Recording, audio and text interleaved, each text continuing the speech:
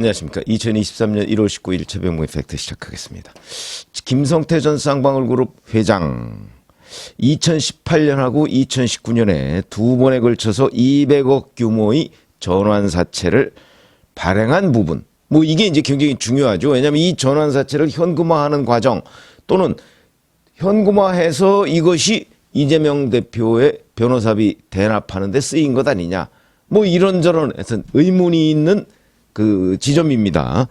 근데 이거를 그 금고지기로 불리는 그 재경 총괄본부장, 이 사람의 책임이다, 이렇게 진술을 한 걸로 알려져 있습니다. 무슨 얘기냐면 자금 형성의 설계, 운영 이런 것들은 재경 총괄본부장이 해서 나는 잘 알지 못한다, 이렇게 얘기를 했는데, 뭐 잘 아시다시피 회장의 지시 없이 재경 총괄본부장이 전환사채 200억 발행할 수가 없는 거죠.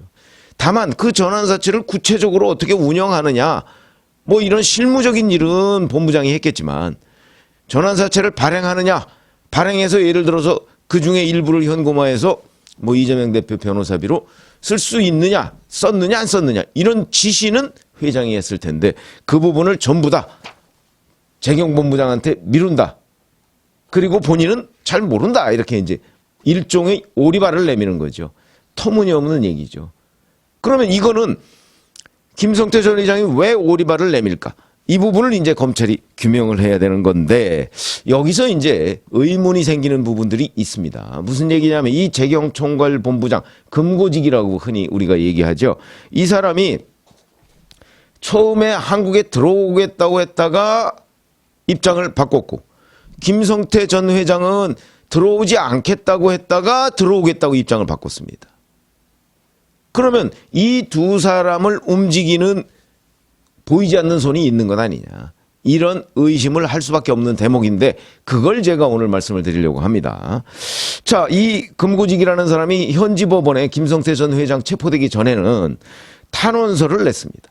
그 탄원서 내용이 체중이 10kg 이상 빠지는 등 건강이 나빠졌고 경제적으로도 어려우니까 한국에 돌아가고 싶다, 이렇게 탄원서를 냈습니다. 이 얘기는 거기서 불법 체류라는 거를 인정하면 그럼 한국으로 바로 돌아올 수 있거든요. 김성태 전 회장처럼. 그러니까 김성태 전 회장 체포 직전에, 왜냐하면 이 사람은 12월 초에 체포됐거든요. 그러니까 한 달이 넘었습니다. 그러니까 체포 직전에 이렇게 탄원서를 냈던 사람이 김성태 전 회장 체포가 되니까 그 사흘 뒤에, 체포가 1월 10일에 됐죠. 13일에 태국 파타야 법원에서 갑자기 입장을 바꿨다고 합니다. 그런데 SBS에 따르면 바로 이 재판을 하는 날 온몸에 문신을 한 40대 이 사람이 이 금고지기를 면회를 했다는 거죠. 이 사람은 그 폭력, 마약 뭐 이런 처벌 전력이 있다고 합니다, 국내에서. 근데 그 후에 태국에 가서 방콕, 파타야 이런 데에서 뭐 별명이 대호, 아마 큰 호랑이 이런 뜻인 모양이죠. 그렇게 불리면서 이제 현지에 조폭 행세를 하는 사람이라는데, 이 사람이 계속 따라다녔다는 겁니다, 이 금고지기를.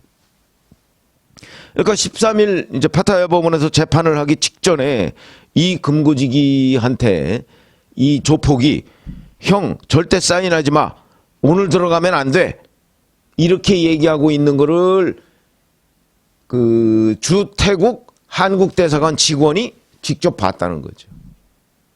그러니까 이 금고지기가 한국에 들어오려고 했는데 이 조폭이 그걸 막았다는 거죠. 그리고 이 조폭은요,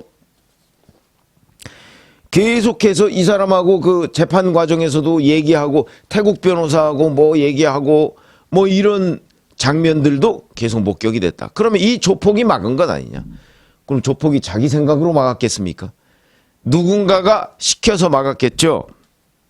그러더니 그 이후에 이제 이 재경 총괄본부장이 불법 체류 사실을 인정하지 않는다, 이렇게 하면서 종전의 입장을 바꿨고요. 그러니까 이렇게 되다 보니까 이제 이 금고지기는 태국에 남았고, 그 다음에 김성태 전 회장은 불법 체류 이거를 인정을 하면서 종전의 입장을 바꿔서 본인이 들어오고, 그러니까 김성태가 들어오고 금고지기가 남은 남은 이런 상황이 됐는데 현재 김성태 전 회장은 금고지기한테 책임을 미루고 있다. 자, 그러면 여기서 이제 왜 김성태 전 회장과 금고지기가 최초의 입장은 이렇게 했는데 김성태가 체포된 뒤에는 입장이 이렇게 바뀌었을까? 이 부분에서 컨트롤 타워 부분을 지적을 할 수밖에 없다는 거죠. 누군가가 처음에는 금고지기가 한국에 들어오고 뭐 건강도 나쁘고 어쩌고 저쩌고 하는 핑계로, 그리고 김성태 전 회장이 현지에 남아서 이 두 사람을 한 몸처럼 움직였는데 뭐 비자금을 조성하거나 아니면 전환사채를 발행하거나 이런 부분에서 김성태 전 회장의 지시를 받아서 재경총괄본부장이 집행을 하지 않았겠습니까? 그게 상식이죠. 그러니까 이 두 사람을 만약에 한국과 태국으로 떼놓고 서로 미루면 그러면 이 수사는 진전이 안 된다. 아마 이런 그림을 그린 것으로 보입니다. 그럼 그런 그림을 그린 사람이 있을 거 아닙니까? 거기다가 또 하나 의심스러운 부분. 김성태 전 회장과 이재명 대표가 서로 모른다고 한 부분입니다. 말을 맞춘 것처럼 보이죠. 왜냐하면 이 두 사람이 잘 안다 하는 거는 김성태 전 회장의 비서실장 출신이 법정 증언한 것도 있고요. 작년 1월에 서울 스위스 그랜드 호텔에서 그 김성태 전 회장의 비서실장이라는 사람이 누군가 대화를 하는 데서 아, 이재명 후보는 성태형하고 가깝지라고 하는 녹음 파일도 있습니다. 그러면은 이 김성태 전 회장과 이재명 대표가 가깝다는 게 김성태 전 회장 비서실장의 증언인데, 그렇게 되면 서로 모른다는 거는 둘이 말을 맞췄다 하는 얘기밖에 안 되는 거죠. 그럼 그 말 맞추는 것도 누군가의 컨트롤에 의해서 말을 맞췄을 가능성이 있는 것 아니냐. 그럼 이 컨트롤, 그래서 이재명 대표가 어제 KBS 9시 뉴스에 나왔는데 김성태 전 회장을 아느냐 모르느냐는 부분에 대해서 또 말을 살짝 바꿨습니다. 저는 만난 일은 확실히 없다. 만난 일은. 이번 사건 수사로 송환한다고 해서 언론에서 얼굴을 본 게 처음이다. 이렇게 얘기합니다. 그러니까 이제 기자가 당연히 그러면 전화 통화를 하신 적이 있습니까? 이렇게 얘기하니까 아, 술 먹다가 전화 통화 누가 바꿔준다고 해서 통화를 했다는데 나는 기억이 안 난다. 이렇게 얘기합니다. 자, 이게 언제냐면 김성태 전 회장의 비서실장이라는 사람이 법정 증언을 한 후죠. 어제는. 법정 증언이 어제 그저께 있었으니까. 그러면 김성태 비서실장이 둘 관계가 가까운 사이인 걸로 안다 이렇게 얘기를 하니까 이재명 대표가 말을 살짝 바꾼 거죠. 전화 통화 정도는 한 것처럼 지금 이제 흘리는 겁니다. 이 또한 일종의 작전이라고 볼 수가 있는 거죠. 왜 그러냐면 전화 통화도 한 적 없고 전화 번호도 가지고 있지 않고 만난 적도 없다고 딱 잘라서 부인했다가 김성태 비서실장이 아, 둘이 가깝다 얘기를 하니까 반보 후퇴를 한 겁니다. 왜? 나중에 물증이 나올 수도 있지 않습니까? 둘이 가깝다는 물증이 나올 수도 있기 때문에. 그래서 살짝 후퇴를 해서 그러나 기억이 안 난다는 쪽으로 이제 그 입장을 좀 바꾼 거죠. 김성태 전 회장의 비서실장이 그렇게 얘기를 했기 때문에. 더군다나 법정에서. 그래서 이것도 아, 지금부터 이재명 대표가 살짝 밀리기 시작하는구나 하는 걸 이 대목에서 느낄 수 있는 대목이고. 자, 김성태 전 회장은 이제 금고지기한테 모든 걸 다 아마 미루기로 작정을 한 것으로 보입니다. 금고지기는 현지에서 안 들어오고요.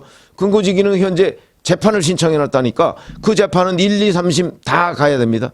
1, 2, 3심 가면 자칫하면 1년이 걸릴 수도 있습니다. 아무리 빨리 해도.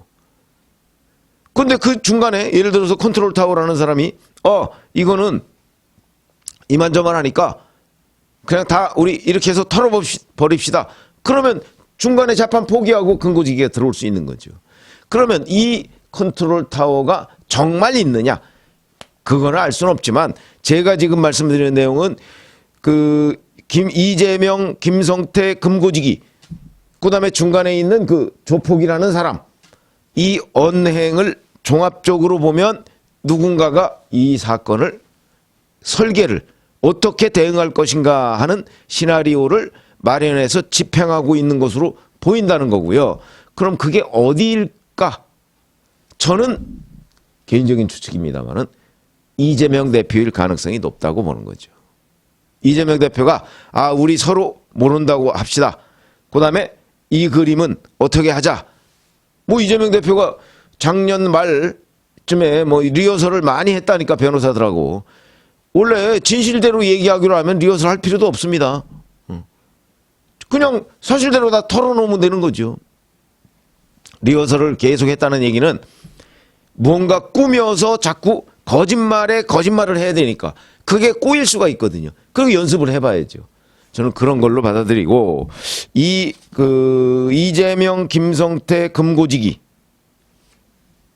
이 전체적인 쌍방울 그룹과 이재명 대표와의 관계에 대한 수사, 뭐 이런 부분을 컨트롤하는 그런 쪽이 있는 것으로 보인다. 컨트롤 타워가 있는 것으로 보인다.